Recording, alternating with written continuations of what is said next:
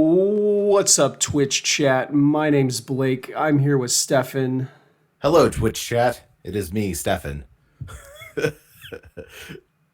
So we go we ahead. recorded all of the legacy matches from the Team Trios on Saturday, and we're just gonna start going through those Yep. one Yeah, round at a this is time. just from the beginning. The How many rounds did we goal, do? the goal. There were 9 rounds total. The 9. goal is to do 2 rounds tonight. Yeah. So at the top of your screen, you have Mike. He's playing 8cast. At the bottom of your screen is Andrew. He's playing red, white initiative. Deck's alive and well, apparently. Was there any question about whether or not this deck was alive and well? Just since White Plume got banned, I know like there was people wondering if it was still gonna. I think the mono white version just had to add red, or at least like needed another color, right? They needed the Caves of Chaos adventurer. The good news is that now on turn 1, they just get to play a Chalice of the Void, right? Right. Instead of Yeah. instead of a White Plume adventurer, now they just play Chalice on one. Yeah, that, and it's reasonable, right? You want to control the early turns as much as you can while you establish that. Let's see here. It looks like Are we mulliganing? initiative is taking a mulligan. Okay. I think Mike looks like Mike may be keeping his hand. So I would like to point out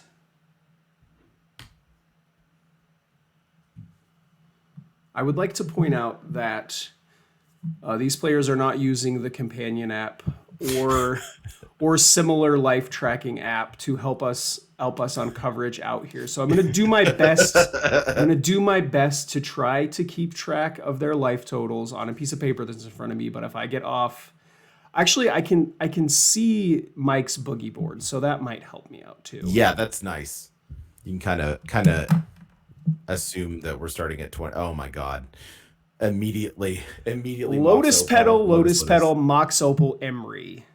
He mills Emery, Force of Will. I'm not sure what that other card is, and an Urza Saga. Here's a Mishra's Bauble. He cracks 2 Lotus Petals, puts a Chalice on 1. Is this cracks an unknown? Mishra's Bauble. He does not know this matchup. No. This is game Okay. 1. So he's just Chalice 1 unknown. That was a pretty sick start. Yeah. Especially the Emery's sort of the gas on this, right? Because that's going to provide future play. Yeah, I mean, now he gets to Mishra's Bauble or Lotus Petal every turn. Yeah. The Cavern of Souls, we're going to evoke a Solitude. with the buff bodyguard. What is that card called? Something Sanctifier or something. Yeah, it's the one that you get to pull something out of their hand, and as long as it's in play, it costs 2. It doesn't pull it out of their hand, but cards named that cost 2 extra. So it's like Elite Spellbinder, right? Kind of. It does stay in their hand, I believe. But yeah, it has that same effect. So Emery casts Mishra's Bauble from the graveyard.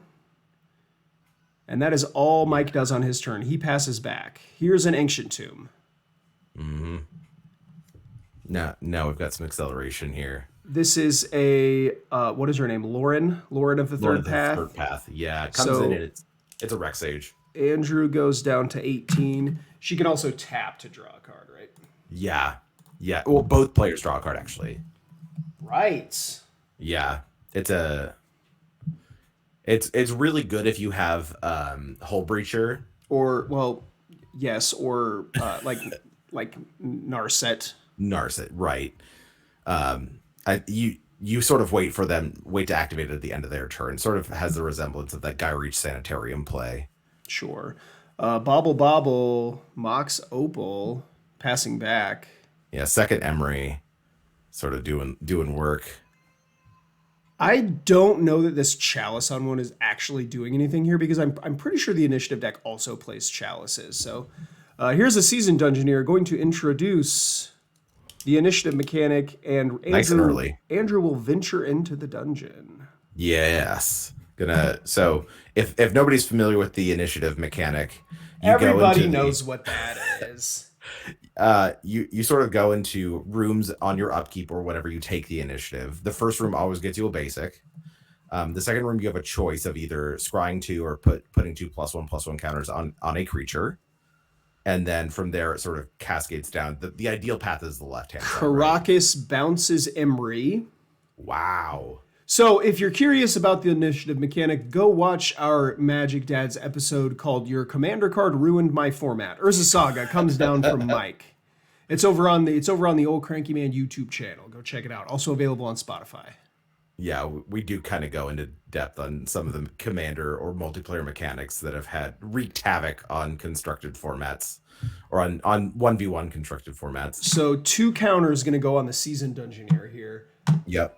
And now Seasoned Dungeoneer effectively is unblockable, right? It gets pro creatures when it attacks. And then it explores. And it explores. Why does it need to do? And I think they're just scooping it up here. Yeah, Mike had that explosive chalice start, but no real action after that. Yeah. Deploying a chalice on 1 against an unknown opponent in Legacy, probably smart, right? That's what 8-cast does. Yeah.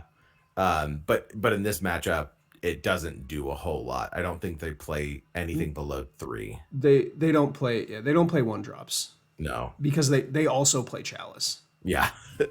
And they play a lot of Lotus Petals too. And I don't think 8-cast wants to 0 chalice. No. That would be very bad for them. That would be net negative. Yeah. So going to game 2 here. Mike gonna take the play again. He was on the play that first game, right? Yeah. Yes. Yeah. He opened with Petal, Opal, Emery. That's right. What a bonkers start. And then Bobble too. He bobbled also. So I would imagine we're going to be bringing in the Blood Moons, the Magus of the Moons. Mike is probably going to want some sort of Torpor Orb effect, maybe. I don't know what 8-cast plays in his sideboard. I've got it actually. Let's see here. So 8-cast in its sideboard traditionally plays, let's see. Oh, Brazen Bar, we're not going to do a whole lot. Fairy Macabre. Brazen Borrower seems great. I don't know what you're talking about. Bounce your creature back to your hand, flash this in, attack you, take the initiative. Oh, that's right. You can take the initiative. Yeah, Brazen Borrower seems great. Yeah, that actually is. It does have flash, and it's sort of unblockable in this matchup because red-white just doesn't play any flyers. Okay, hold on, pause. I don't know where Andrew got this playmat, but I'm in love and I want one. The Christopher Robin one. But Pooh is like a zombie.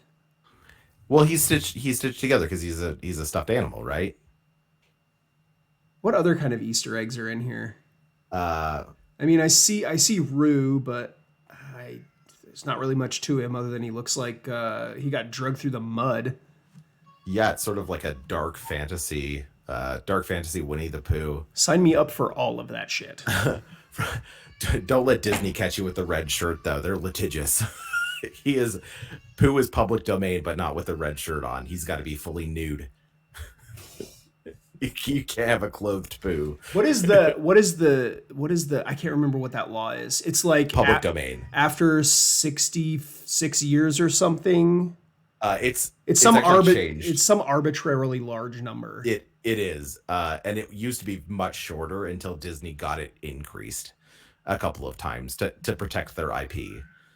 And Winnie the Pooh is sort of one of the first big names to come off of the domain, protected domain, and sort of like it was never theirs to begin with. Like, let's be honest, it was always a book that was written, and then they made a movie out of it and a series of animated whatever, and and now it's public. They made like a horror movie with Winnie the Pooh now this last year. I have seen bits and pieces of that, and I am into all of that. Give me it all. Agreed. Big same here, dog. I see a Trinisphere. That seems real good against 8-cast. Yeah.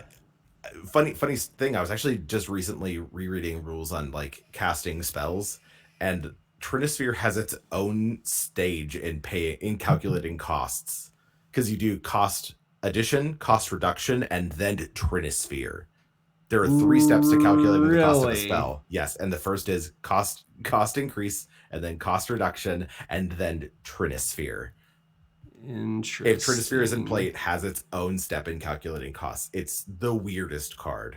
Lotus Petal, Ancient Tomb, Lotus Petal, Seasoned Engineer on turn 1. Wow. So Andrew We goes got to 18. both players explosive there. Mike had a pretty good start, though. Yeah, His he had start an was Emery good. start too. Yeah. Yep, Ottawara, Bobble, Opal, Emery, Yep. Aether Spellbomb. Yeah.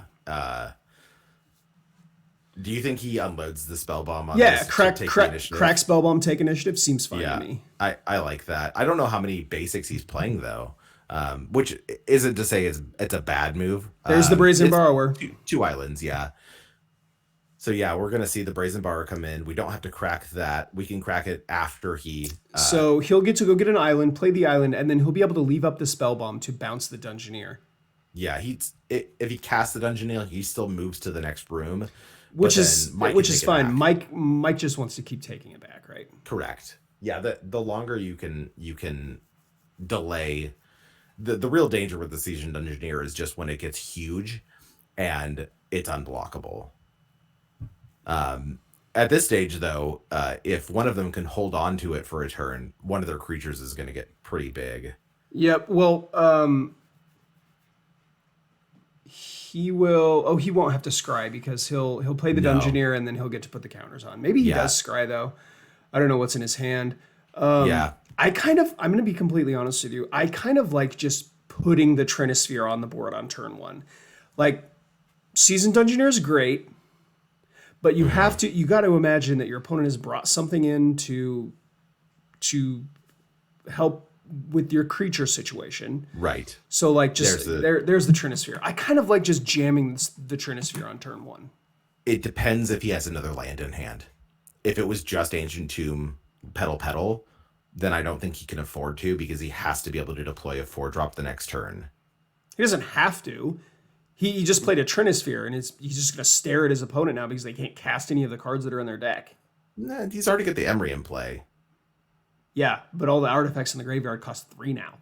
Yeah, but he's going to be able to, like, I don't know. It feels like he wants to set up at least something. And if he only has 2 mana and doesn't draw into an extra land, that just stones him. I don't hate the play putting in Trinisphere if you have another land in hand. Yeah, I don't know. It definitely is a call that I'm not. You just cast Lotus Petal for 3 mana. Sometimes you do, man. He'll be able to play a one mana. I don't know. I like Flashy and Brazen Borrower here. Yeah. Yeah, it's gonna be 3 mana no matter what, right? Like, that's the one card is that unaffected by it. So he did get to keep the initiative there since his opponent took the turn to play the Trinisphere and he chose to scry. Yep. And then we pass back. Plains Seasoned Dungeoneer. Mm-hmm. Puts the counters on the Dungeoneer. Yep. Aether Spellbomb is going to bounce the Seasoned Dungeoneer. Yep.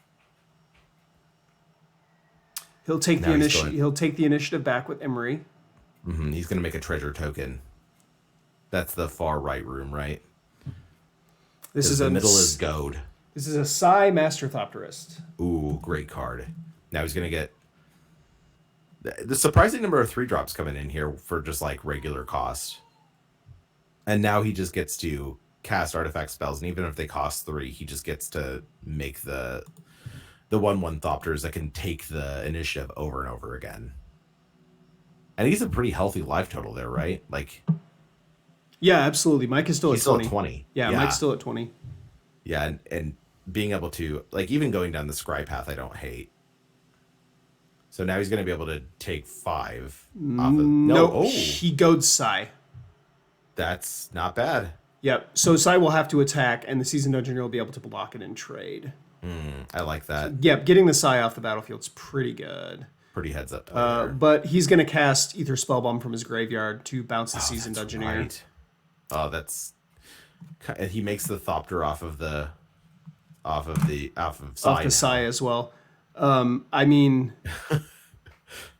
Sometimes you just swinging for one with a sigh, I guess. I like Mike's chances in this game. Oh, I agree. He's got such a good board. Even with that Trinisphere in play, it hasn't really slowed him down that much.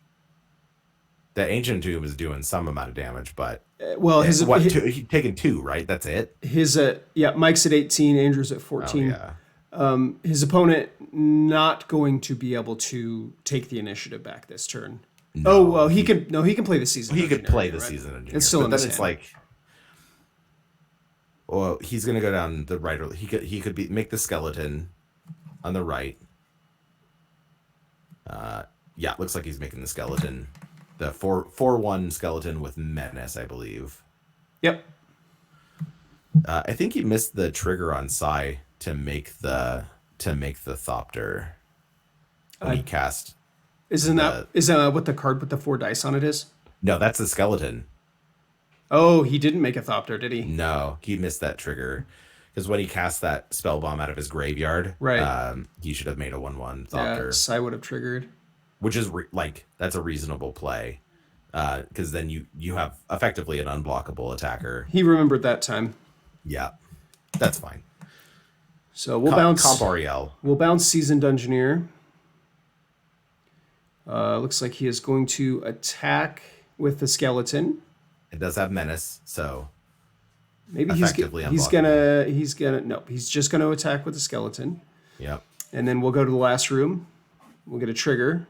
Yeah, he's going to reveal the top 10 cards of his library, reveal a creature or planeswalker. Is it just a creature? Just creature. Okay. And it comes into play with 2+1/+1 counters. 3+1/+1 3+1/+1. counters. Yep, and it gains hexproof until the beginning of your next end step. So this is a 5/5 Thought Monitor that draws 2 cards. Yeah, this card's going to end the game very quickly. Like this is sort of, we've talked about this before, where the initiative is a great tool for the deck that really wants to use it, but it can quickly become a liability. Yeah, absolutely. Like if your opponent tempos you in any kind of way, if you hiccup in any kind of way, like he could swing in with the skeleton right now if he wants to lose the skeleton, because I don't think that there's any downside to losing 2 creatures. Or like just taking 4 damage, right? That's fine. There's the Seasoned Engineer. So he'll go to the last room now. Yeah, he's gonna get top 10. He might be able to go to swing back around to the top room again too, if he hits another initiative creature. Yep. So we've got another Seasoned Engineer there, and a Caves of Chaos, and a Solitude.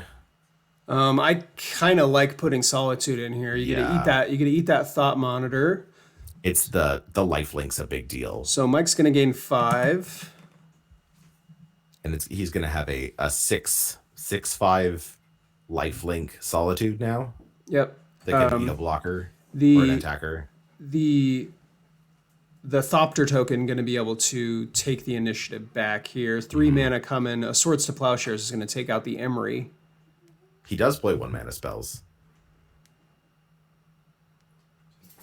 Just paid 3 mana for it. This is a bit of a nail biter here.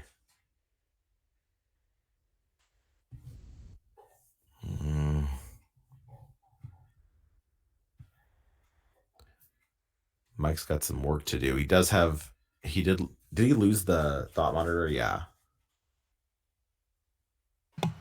Yeah, the Thought Monitor died to the Solitude. Okay. So Solitude, then he was able to Swords. Oh, yeah. Swords of the Emery, yep. Yeah. Now he's got a pretty beefy board all of a sudden. He's got the 4/1 skeleton, the Solitude, and the like obviously the Thopter can still retake it, but at this point it would just be getting another basic, right?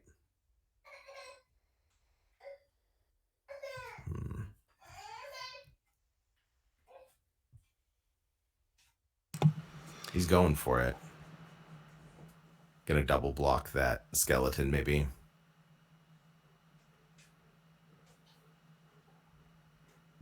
If he blocks with the Solitude, he can gain a bunch of life. But I don't know if he wants to lose that now. That Solitude should have come in with a with 3+1/+1 counters on it. Oh yeah, you're right. Yeah, I think you missed that. Solitude should be a 6/5. Brazen Bar, we're gonna put the Solitude back into it, or the skeleton back into his hand. Effectively destroying it. Yeah, it's gonna eat the Seasoned Dungeoneer. Yep. Now the skeleton and the Dungeoneer will trade. Mike will go back into the dungeon. He's gonna search his library for a basic land. Running those islands sort of coming in clutch here, right? Not putting basic lands in your deck is silly. Yeah, sort of a mistake. We see a lot of Pioneer players do that where they just don't put basics in So there was a mono blue 8-field deck running the Pioneer tables. He made it all the way to the quarterfinals. His team did. Mono blue 8-field. Yep. He was able to capitalize on the fact that a lot of Pioneer decks only play 2 to 3 basic lands. Yeah. So after his second, what is it called? Field of Ruin. Yeah. After his second Field of Ruin, it just turns into a strip mine. Assuming they didn't play one of their basics, right? Right, and in one of the games, that I watched, the red-black mid-range deck just naturally had both of their basic lands in their hand. Mm-hmm. So all 8 of his field effects were strip mines. Yeah, it was just 8 strip.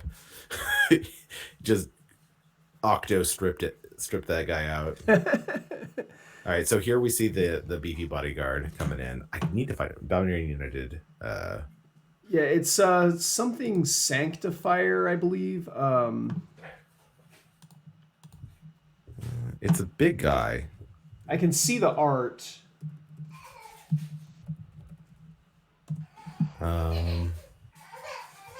No, it's not Sanctifier.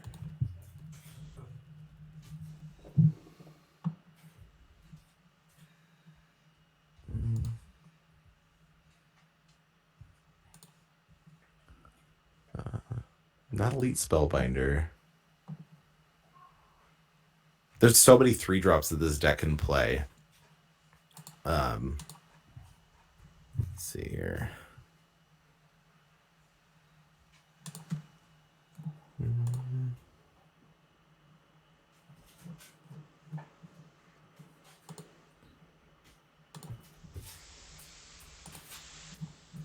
Let's see.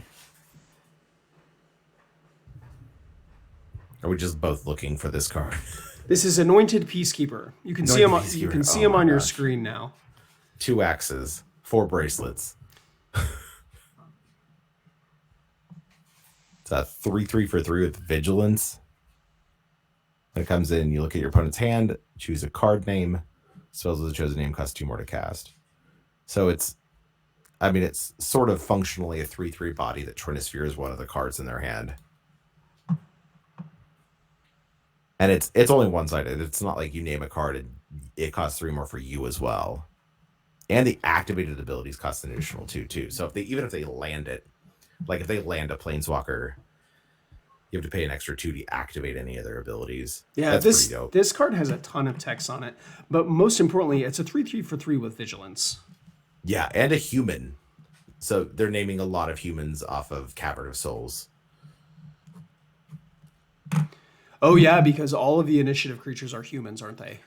The ones in red-green are Caves of Chaos. In red-white, yeah. Caves. That's what I meant. Caves of Chaos and Seasoned Dungeoneer are both humans. I believe so. Caves of Chaos is a human barbarian. Seasoned Dungeoneer is human warrior. Yeah, White Plume Adventurer, funny enough, was an orc. Yeah, that was the one non-human in the deck, and that one is the one that got banned. So now they sort of safely can play on human. Starting game 3 here. Yep, Mike did pick up game 2, so we got a game 3 coming. Yeah.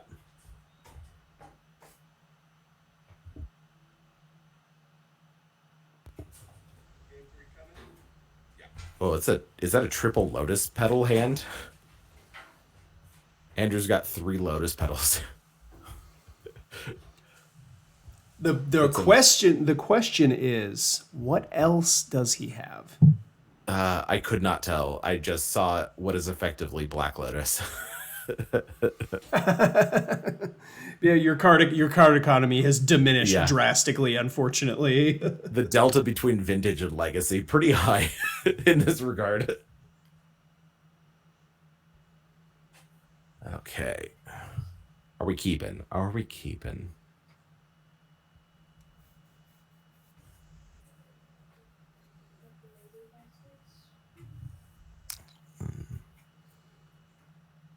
And I think we're keeping on Mike's. I think he went to 6. He put 1 card back on the bottom. And versus, oh, yeah, here we go. Got the Cavern triple Another turn 1 season Dungeoneer. Yeah. Okay, so this seems much better on the play than it did on the draw. He's going to 3 cards in hand still because he's able to put the basic in his hand. Like that having a land in hand is... I don't really see a world where Mike is able to win this. It's going to be very difficult for him to take the initiative. These are definitely 2 of the most explosive turn 1 decks, right? Where they're establishing tons of board position right away, as fast as they can. Yeah, no, most definitely. A lot of the decks, especially stuff like, is it Delver? Well, I guess Reanimator really wants to punch out like turn 1 or 2. Yeah, but it doesn't just like put 100 permanents into play on the first turn. It puts a permanent into play. It wants one big one. And then like, is it Delver really just wants to like put a card, like put one thing in play and just kind of sit back, like rest on his haunches and get comfortable and it's in the pilot seat. Delver's always looking for the long game, right? And the ability to refuel for both of these decks is actually sort of insane. Because the initiative on its own is sort of doing an Ancestral Recall impression in a lot of ways. Yeah, very much so. And then on Mike's side, all of his cast, we actually haven't seen a thought cast yet, but we've seen the body that just lets the thought monitor. Yeah. So Solitude gonna take out Emery. Smart, got to do it. And then we got an Urza Saga coming down. Yeah, you don't let Emery stick around, right? No, there's no reason to. Here's a Sigh. Yeah, this card we actually had a hard time identifying the other day because the art is sort of dark. Yeah, it just looks like nothing, basically, huh? Yeah, there's like the little window above his head that lets in just the tiniest little peak of light. We did elect to put the counter on the Dungeoneer and dome his opponent for 5. Yeah, Mike is at 10. And there's the Magus of the Moon. Yeah, there goes Urza Saga. Notably, Seat of the Sign Nut is still an artifact. It's just an artifact mountain. So for all intents and purposes, he does have a Sigh in play still. So Mike will be at 5 now. Let's see if he has anything here. Basic land. Luckily he does have an island there, so he will be able to make some blue mana. He does need another artifact for the Mox Opal, though. It's Metalcraft has 3 artifacts, yes. Yep. The good news is if he casts an artifact, the Psy will make one, but he does not. He just passes back. And he gets to draw 2 cards now. There's that. So this initiative has recalled him this game. Got the land, drew cards, got to dome his opponent for 5. So Drew basically gave him a free lava axe. Here is lethal, he says. Yeah. And we flip the top card. We can put it in the graveyard. Yeah, he's probably going to put it in the graveyard. Oh, no, it does not go to hand. You cannot actually put that in your hand, sir. No, you can choose to put it in the graveyard, or you leave it on top. Oh, no, we didn't catch that. Yep. That's not good. So Brazen Bar, we're going to bounce the Lethal Seasoned Dungeoneer here. Probably just recasting Seasoned Dungeoneer. Yeah. Going to be able to flip the top 10, and he's just scooping it up. Well, It didn't really become impactful there. But yeah, that... It didn't. You just like to see a good, clean game of Magic. Yeah, unfortunately missed some triggers on the counters on the Solitude, and... but missing counters is one thing. Drawing extra cards, completely different thing. Yeah, definitely not malicious. I don't think there was any kind of intent there. Nope, I don't believe so.